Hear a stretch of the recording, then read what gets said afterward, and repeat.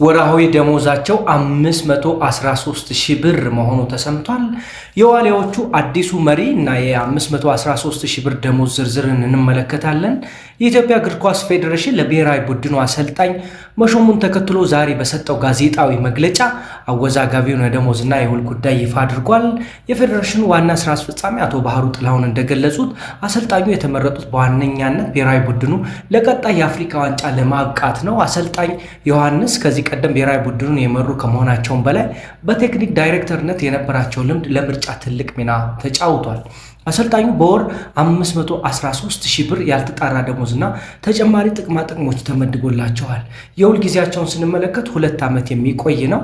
ከታህሳስ 27 2018 እስከ ታህሳስ 26 2020 ድረስ የሚቆይ ውል ነው የተሰጣቸው። ለቦታው አሰልጣኝ ውበቱ አባተና አሰልጣኝ በጸሎት ልዑል ሰገድ በእጩነት ቀርበው የነበረ ቢሆንም አሰልጣኝ ዮሐንስ ሳህሌ በፌዴሬሽኑ ስራ አስፈጻሚ የተመረጡት በሚከተሉት ነጥቦች ነው። አንደኛ፣ በቻን እና በአፍሪካ ዋንጫ ማጣሪያዎች ያላቸው ውጤታማነት።